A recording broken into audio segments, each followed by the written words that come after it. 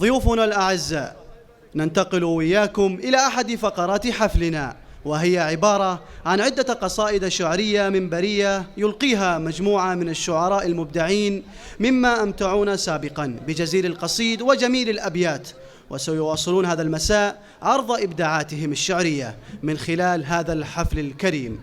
الآن نستمع وإياكم إلى أولى قصائدنا، وهي قصيدة لشاعر سليم الأول الشاعر مرزوق بن غازي، فليتفضل مشكورا. بسم الله الرحمن الرحيم، الصلاة والسلام على أشرف الأنبياء والمرسلين سيدنا محمد وعلى آله وصحبه أجمعين. أما بعد، نرحب باسم الشيخ عبد الله بن جيديع والشيخ صياح وإخوانهم وذي مريشد والمحاميد بضيوفنا من قريب ومن بعيد، ونقول حياكم الله باسم أبناء عمي. مرحبا، كل واحد منكم له ترحيبة خاصة. الحقيقة أول شيء يقولوا عسى جيديع في الفردوس الأعلى من الجنة، ومجيديع يعتبر حي بيننا بوجود أبناء عسانا ما نفقدهم، واللي خلف مثل الرياجيل هذول الرياجيل اللي من الأعضاء المؤثرين في القبيلة. ونقول بيض الله وجيهكم على ما قدمتوا لربعكم ولضيوفكم، ولا هي غريبة عليكم حقيقة، والله ما هي غريبة عليكم. وش يقول الشاعر عندكم؟ أبارك لأخوي الشاب عبد الله وأتمنى له التوفيق. تهب العاصفة والضلع باقي ثابت ما طاح، وأنا شاعر سليم اللي رفع بالعز رايتهم. هلا يا مرحبا والحر ما يكفخ بدون جناح، وانا جنحاني اللي شافوا العربان وقفتهم.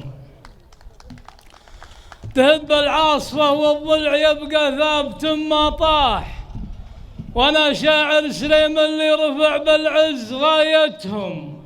هلا يا مرحبا والحر ما يكفخ بدون جناح، وانا جنحاني اللي شافوا العربان وقفتهم. محاميد الوفا والمرجلة والطيبة والإصلاح رحب باسمهم بضيوفهم في وسط حلتهم. تحزم بي يا ابو فواز والبس يا الزعيم وشاح، انا ما اغيب عن واجب بني عمي وحفلتهم. تهب العاصفة والضلع يبقى ثابت ما طاح، وانا شاعر سليم اللي رفع بالعز رايتهم.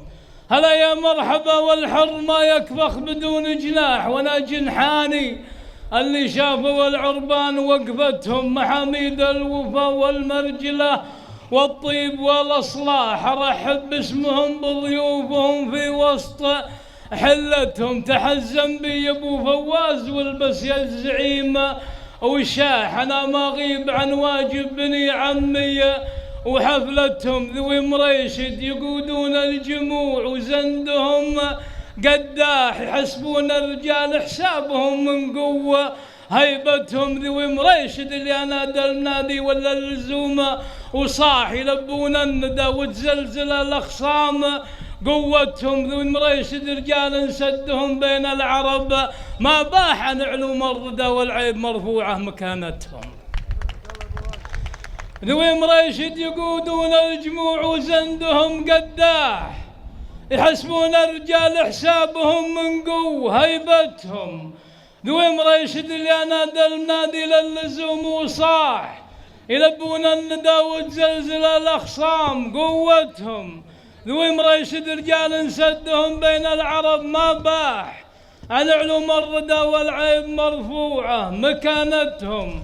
ذوي مريشد رجال رايهم في روسهم ما راح، على وضح النقا تاخذ ثقات القوم كلمتهم. ذوي مريشد رجال كالجبال ثقال ما تنزاح، ولا واحد يغير عن طريق الحق وجهتهم. ذوي مريشد رجال يكسبون الطيب والامداح، وبعض الناس كلمة نعم لا جوها ولا جتهم. حقيقة قلتها ماني مدور من وراها ارباح، وانا ما قلت شيء مجاملة، هذه حقيقتهم. حقيقة قلتها ماني مدور من وراها ارباح، وانا ما قلت شيء مجاملة، هذه حقيقتهم. وعوض الله مع اخوانه لو انه يمدح المداح، بيوت الشعر تعجز ما تعبر عن مسيرتهم، يعزون الرفيق ومن زبنهم فالذرى يرتاح، ليصفوا رياجيل اللزوم تبان صفتهم.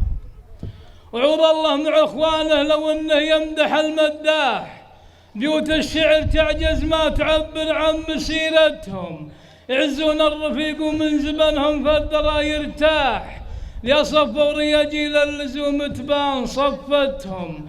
شجيعين وحكيمين وكريمين ما هم مشحاح، ويفخر كل محمادي بطاريهم وسمعتهم. شجيعين وحكيمين وكريمين ما هم بشحاح، ويفخر كل محمادي بطاريهم وسمعتهم. وهني بالنيابة عن حضور الحفل يا صياح، ترى الفرحة بعبد الله يا ابو فواز فرحتهم.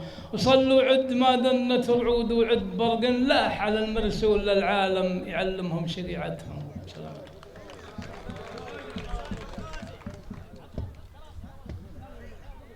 صح لسان شاعر سليم واعتلى شأنه دوما وأبدا أينما ذهب.